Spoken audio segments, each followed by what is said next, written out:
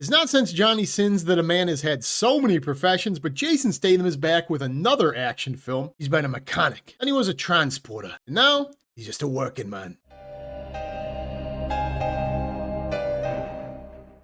Full disclosure, I absolutely loved The Beekeeper. I know that movie doesn't work for everybody. It was way too stupid, over the top, self-aware with its like pinpointing jokes about beekeeping. I thought it was an absolute blast. I love that film. It was in my top 10 last year. Everything worked. But I also like stupid action films, and I think how much you're going to like this film completely hinges on what you think of Jason Statham's brand. When I heard the Dream Team was back together, him and David Ayers making another film so shortly after, I was like, let's go. Give me 10 more of these. In a world ever changing, you know exactly what you're getting when you see a Jason Statham movie advertised. You're getting a healthy dose of masculinity, bodies left, right, and center, ridiculous dialogue, and a crazy British accent, and I'm here for all of it. So if you are a fan of Jason Statham's brand of action films, I can almost guarantee you're probably going to have a really good time with this film. But also transparency, I don't think this movie's as good or as strong as The Beekeeper. It doesn't feel as unique. This feels more up to par with the rest of his catalog. So if you are a fan of his work, once again, probably check this out. It is a really fun time. But what this movie's about, you have this guy who is a construction worker, retired Green Beret, and he works for this family company. And the daughter of his boss, who works at this family-owned construction company, gets kidnapped, human trafficked by the Russians, and he's just going to try to get her back. It's like Jason Statham in Taken. Now, there are some really cool things to this film, and there are some things that didn't really work as much as The Beekeeper did. First off, I think Jason Statham, as always,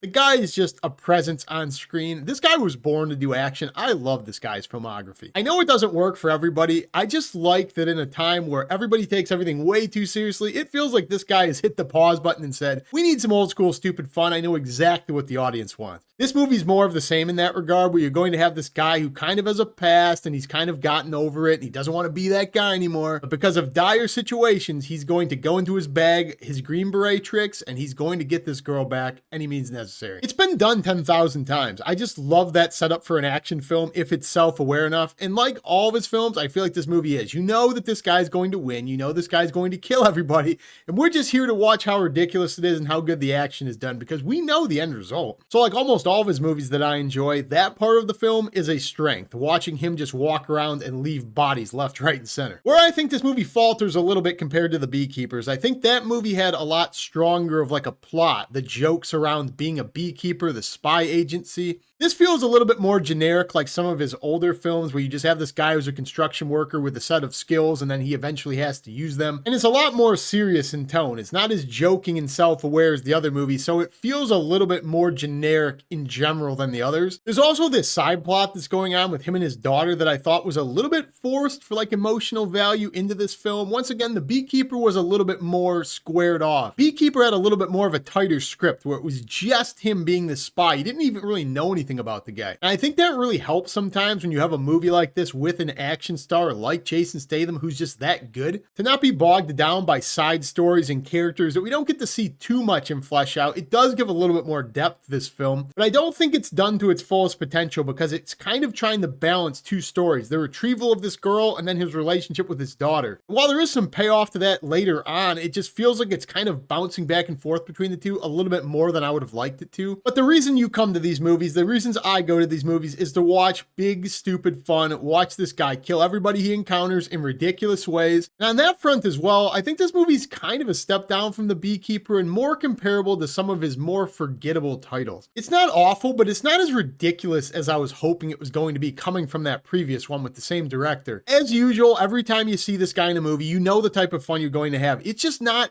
as ridiculous as I wanted it to be. Then when you talk about the main villain, I don't think there's anything super memorable about him particularly or the like conglomerate of bad guys he's taking out. So on the front of like kills and action, I think it's kind of a step down or kind of in the bottom tier of his filmography. But again, I have to say this for like the 10th time, if you like his movies, you're going to like this movie. And while ultimately predictable like a lot of his films are, I think the emotional payoff and what the overlying story of this all is rewarding when you do get to it. I don't think they balanced it perfectly when it comes to juggling them back and forth, but I know why they needed to add depth to a character that it feels like we've seen 100 times. So keeping this brief, overall, I don't think this is one of his better movies. I think this fits right into that like generic section of his filmography that you'll probably enjoy, but not really want to revisit too frequently. But if you are a fan of this guy, you want something that's kind of stupid, you can turn your brain off, just have some fun, not taking life too seriously nowadays. I had a really fun time with this film, but still, I would recommend this movie if you like action films, you like dumb, over-the-top fun, more of the same. I hope they make 10 more of these. I had a good time with this movie.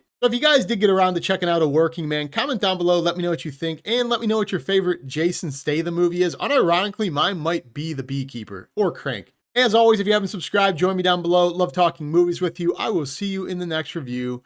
Peace.